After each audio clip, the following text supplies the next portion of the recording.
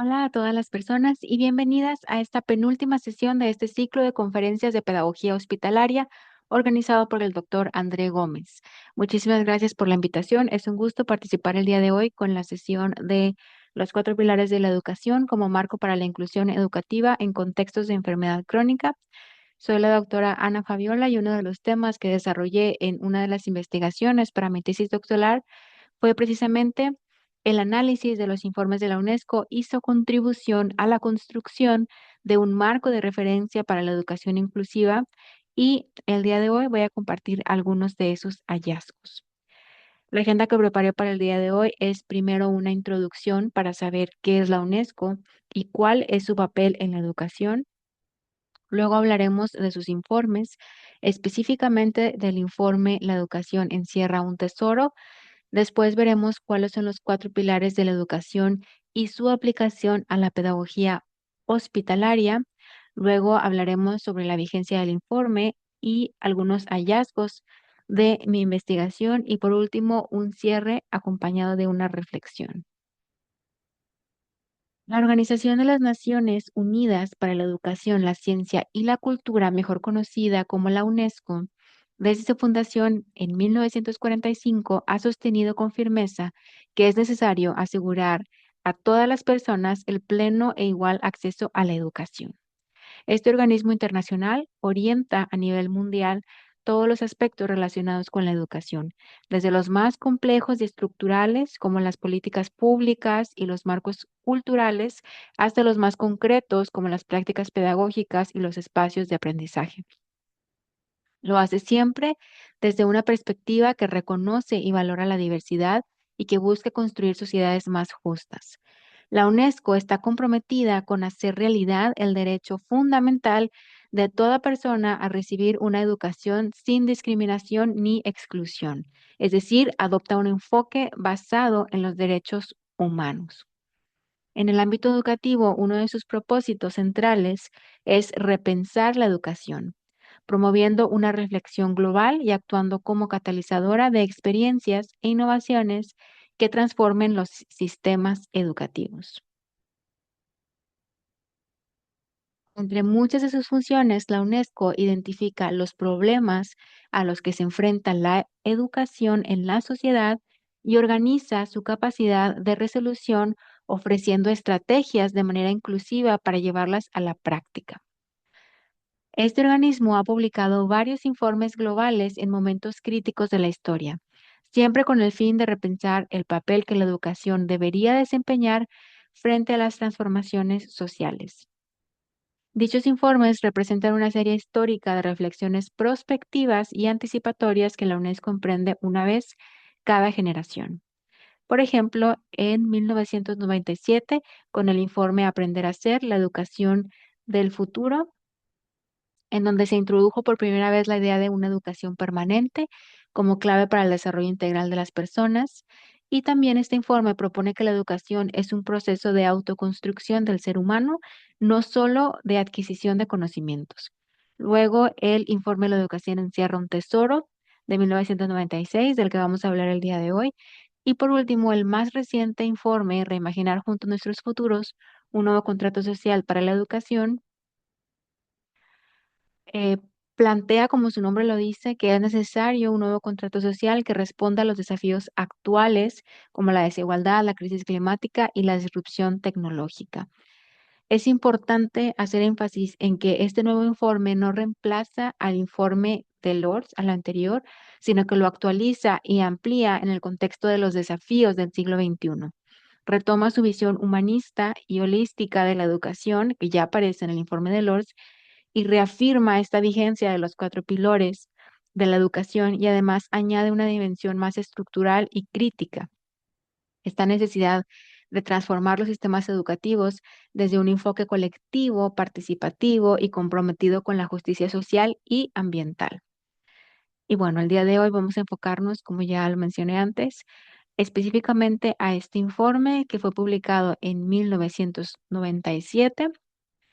El nombre oficial es La educación encierra un tesoro, pero es coloquialmente conocido como el informe de Lords, en honor a Jacques Delors, quien presidió la comisión internacional que lo elaboró. Este informe amplía la visión del informe anterior de 1972, que ya había introducido el concepto de aprender a ser. Pero la gran contribución de este informe de Lors fue incorporar otros tres pilares del aprendizaje, no nada más aprender a ser, sino que también aprender a conocer, aprender a hacer y aprender a vivir juntos. Entonces, a través de esos cuatro pilares, el informe propone una concepción más amplia e integral de la educación, entendida no solo como una preparación para el mundo laboral, sino como un proceso continuo y permanente de formación de seres humanos completos. Según el informe de Lors, el siglo XXI plantearía a la educación un doble reto, y esto les va a parecer muy acertado. Transmitir de forma masiva y eficaz la mayor cantidad posible de conocimientos teóricos y técnicos a las personas y a la vez encontrar y redefinir orientaciones que permitan no sumergirse en este flujo constante de información. Es decir, ya se decía que no bastaba con que cada individuo acumulara una reserva de conocimientos, sino que cada persona debería estar en condiciones de aprovechar y utilizar cada oportunidad que se le presente para actualizar, profundizar y enriquecer sus saberes y además adaptarse a un mundo en permanente cambio. Muy acertado toda esta visión prospectiva de la educación que tenía en aquel momento eh, las personas que elaboraron el informe. Entonces, ellos proponían que para cumplir con estas misiones se mencionaba que la educación debe estructurarse en torno a cuatro aprendizajes fundamentales que en el transcurso de la vida iban a ser para cada persona los aprendizajes del conocimiento. Y estos son aprender a conocer, aprender a hacer, aprender a vivir juntos y aprender a ser. Es importante destacar que estos cuatro pilares no deben entenderse como compartimentos separados, sino como dimensiones interdependientes del desarrollo humano. En palabras del propio informe, la educación debe permitir que cada persona descubra el tesoro escondido dentro de sí misma. Es decir, que debe de ayudar a despertar las capacidades creativas, emocionales y éticas de cada ser humano y acompañarlo en su camino de realización personal. Ahora vamos a ver cada uno de los pilares, comenzando por el aprender a conocer, que implica dominar los instrumentos del saber y organizar estrategias para adquirir nuevos conocimientos o profundizar en los conocimientos ya existentes. Es decir, aprender a aprender. Esta habilidad permite aprovechar las oportunidades educativas a lo largo de la vida, especialmente ante los rápidos cambios generados por los avances científicos y las transformaciones en la actividad económica y social. Y aquí agregaríamos los avances tecnológicos. Este pilar se refiere entonces al desarrollo cognitivo, el pensamiento crítico, la curiosidad y la capacidad de aprender a lo largo de la vida. No solamente se trata de acumular información, sino de comprender el mundo con profundidad y seguir aprendiendo de forma autónoma.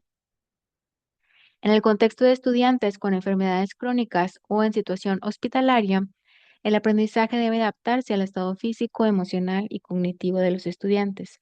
Se debe favorecer una enseñanza personalizada y flexible, respetando ritmos, intereses y niveles de energía. Basado en este pilar, la meta o la idea debería ser que el estudiante pueda seguir explorando, comprendiendo y disfrutando del conocimiento aún en condiciones adversas. Como bien menciona Álvarez, no se trata de obsesionarse por una nota o perseguir el rendimiento académico, sino de ofrecer al estudiante el derecho a seguir comprendiendo el mundo a su ritmo y desde su realidad. El siguiente pilar de aprender a hacer se centra en enseñar a los estudiantes a aplicar sus conocimientos en la práctica, adquiriendo competencias básicas para enfrentar diversas situaciones y trabajar en equipo.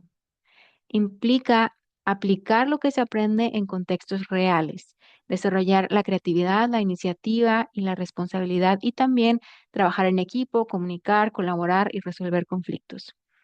Es importante mencionar que aprender a hacer y aprender a conocer son indivisibles, porque aprender algo sin poder usarlo es adquirir conocimiento incompleto.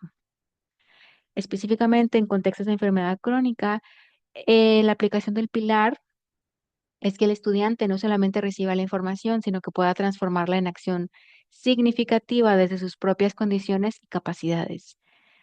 A veces la propia experiencia del estudiante, su cuerpo, sus tratamientos, emociones, rutinas médicas, puede convertirse en material de aprendizaje. Diversos autores proponen el aprendizaje por proyectos como una opción ideal porque es un proceso activo, coordinado, es suficientemente flexible porque se puede adaptar a las características del alumnado y de un contexto y pues sirve para resolver un conflicto, quiere decir que lo estamos aplicando en la realidad. Y de esta forma, lo ideal sería que los estudiantes puedan aplicar su conocimiento de manera cooperativa y buscar una solución a un problema de interés mediante un proceso activo o participativo, ya sea en el mismo hospital o bien en línea. El pilar de aprender a vivir juntos surge de la necesidad de cultivar la comprensión hacia los demás, sus historias, tradiciones y espiritualidad, así como de entender las formas de interdependencia. Este pilar promueve el desarrollo de la empatía, la equidad y la inclusión, fomentando la realización de proyectos comunes y la preparación para abordar los conflictos de manera colaborativa.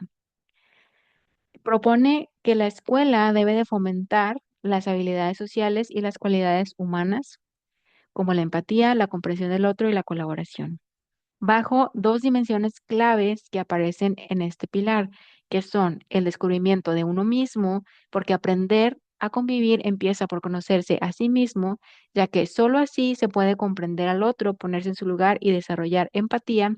Y la segunda dimensión es la construcción de objetivos comunes, participar en experiencias cooperativas que fortalezcan el tejido social. Uno de los desafíos más profundos para estudiantes en contextos de enfermedad crónica es precisamente el aislamiento social. Por eso, este pilar cobra especial relevancia en la pedagogía hospitalaria, donde el objetivo no solo es enseñar contenidos, sino mantener al estudiante conectado con su comunidad. Aprender a vivir juntos en este contexto es sostener este lazo con los otros, incluso en la distancia. Es enseñar que la enfermedad no debe traducirse en exclusión. Lo ideal basado en este pilar sería que el estudiante hospitalizado o en casa siga sintiéndose parte de su comunidad, siga sintiéndose valorado, escuchado y acompañado. Un estudio reciente del año pasado, 2024, identificó que las relaciones de apoyo, ya sea con docentes y compañeros, así como la posibilidad de participar en actividades escolares, son factores clave para sostener el sentido de pertenencia.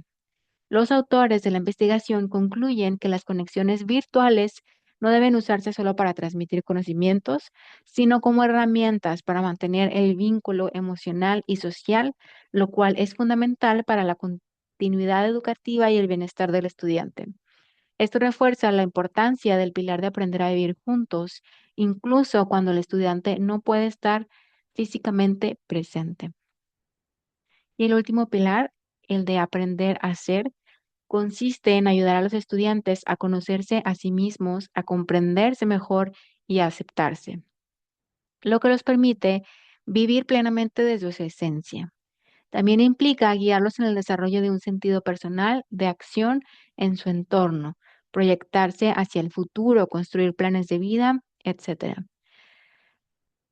Este pilar es profundo y esencial porque precisamente busca el desarrollo integral del ser humano y menciona que a través de la educación también se debe promover la autonomía de pensamiento y el juicio crítico, la libertad emocional, la imaginación, la creatividad, el desarrollo de la identidad, de la autoestima, de los valores y de un propósito.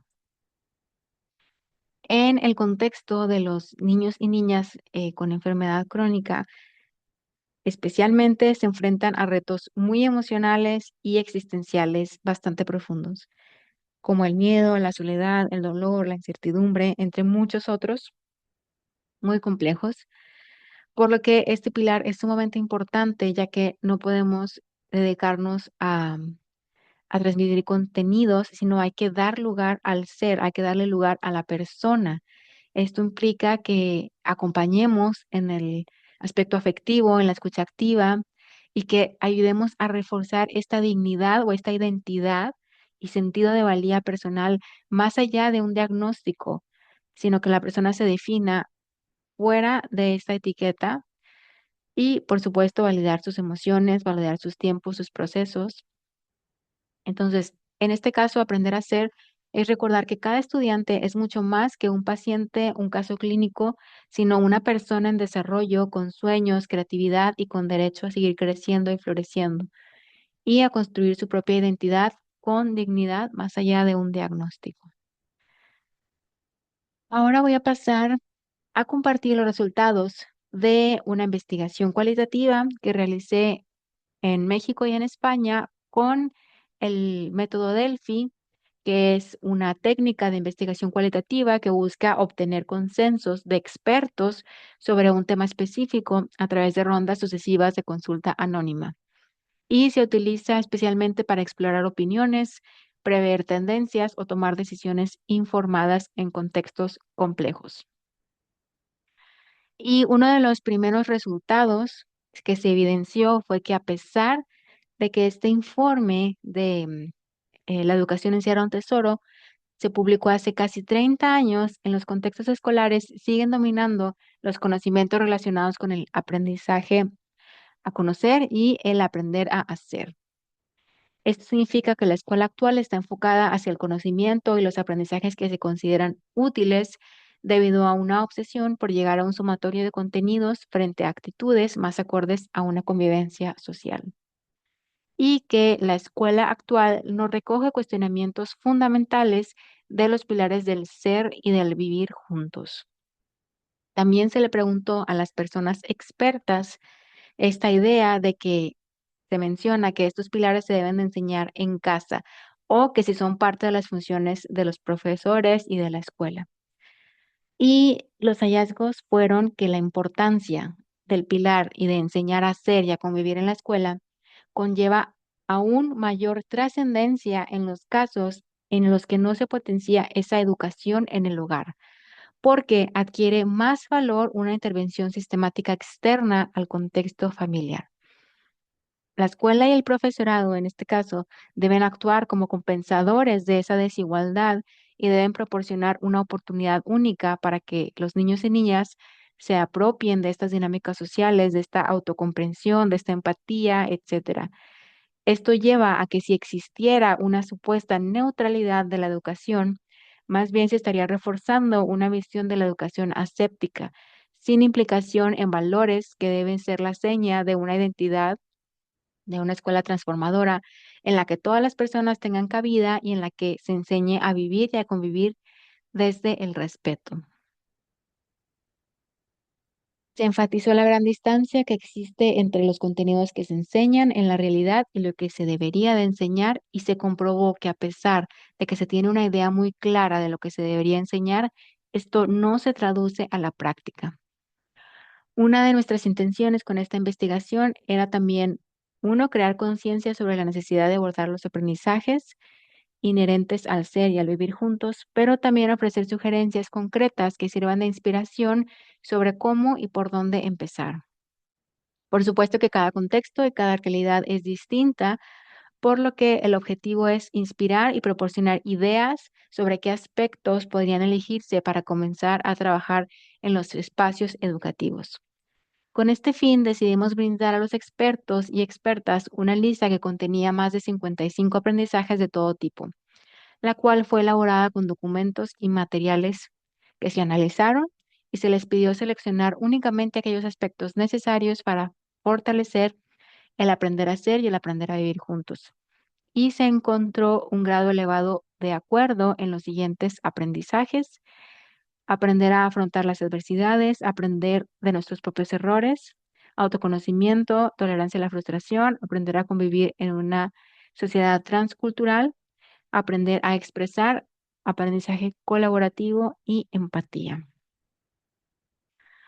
Otro hallazgo fue la importancia de la figura del maestro o maestra como modelo de referencia directo para los niños y niñas, y que la implicación del docente frente a grupo puede tener un impacto positivo como negativo en los alumnos y alumnas. Esto no implica que las y los maestros sean responsables de todo lo que sucede en términos de educación. Sin embargo, sí deben de ser conscientes de la labor tan fundamental e importante que desempeñan. Ser docente implica el compromiso por el bien común en la escuela y en la vida, pues los estudiantes aprenden de las palabras del profesorado, pero aún más de la experiencia y del testimonio que den. También resultó difícil encontrar ejemplos, vivencias o casos reales que pudieran ilustrar la forma en que se fomentan estos aprendizajes del vivir juntos y del aprender a hacer. Esto conlleva a reflexionar sobre el hecho de que no se puede exigir a los niños y niñas algo que no se enseña ni se practica. Es decir, si el profesor o la profesora no tiene ese interés por el bien común, por la colaboración, por la justicia social, difícilmente va a poder transmitirlo a sus estudiantes. Y si el maestro o la maestra no asume esta forma de ser y de convivir, no podría transmitirla a sus alumnados, ya que estos no son aprendizajes teóricos, sino que se transmiten con el ejemplo. Esto bien lo dice Freire en la cita que dice, lo importante es lo que damos con nuestra conducta como testimonio. Entonces, no se le puede exigir a los niños y niñas algo que no se enseña, que no se practica y que no se vive. Y por supuesto, no se puede hablar de la figura del maestro o maestra sin hablar de la formación docente, la cual es necesario transformar, ya que la mayoría de las veces se enfoca principalmente en el desarrollo del conocimiento y en la memorización de conceptos teóricos o pedagógicos, lo cual muchas veces se presenta de forma aislada y desconectada de la realidad, por lo que resulta completamente incoherente con la forma en que se enseña a enseñar. Para transformar la formación inicial del profesorado, el proceso se debe iniciar con la ruptura de la asignutarización y se propone salir del aula e interactuar con proyectos de transformación social y educativos reales desde la colaboración y la convivencia. También se mencionó que lo que no se evalúa no se puede mejorar, por lo tanto, si queremos llevar a cabo una implicación seria y formal de los pilares del aprender a ser y el aprender a vivir juntos en las aulas, es necesario implementar una estrategia de monitoreo constante de los avances en relación con los aprendizajes del ser y del convivir.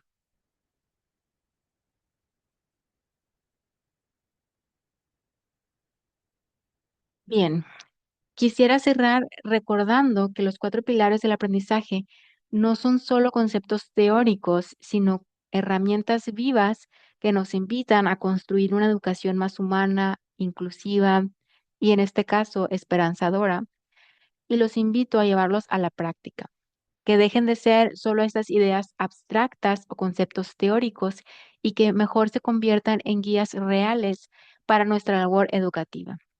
Usemos este marco humano flexible y holístico para diseñar experiencias inclusivas, especialmente en contextos de enfermedad crónica, porque educar no es solo transmitir contenidos, es acompañar a cada persona en su proceso de conocer, de hacer, de convivir y de ser, incluso en medio de esta vulnerabilidad que sabemos que viven nuestros estudiantes. Y además, esta también es una invitación para reflexionar y hacernos preguntas profesionales como estoy apoyando a mis estudiantes a conocerse, a construir sentido, a sentirse acompañados y a desarrollarse como personas completas. Llevar los pilares del informe de Lourdes a la práctica, por supuesto que exige, compromiso, empatía y creatividad. Cada docente o cada educador o educadora tiene en sus manos la posibilidad de transformar esta experiencia de aprendizaje, incluso en momentos difíciles, porque la inclusión se construye día a día con cada gesto, con cada adaptación, con cada vínculo que se realiza con nuestros estudiantes y que los ponemos como en el centro del proceso educativo. Y esto para mí sería todo. Muchas gracias por escuchar y ver hasta aquí. Nos vemos en la sesión en vivo.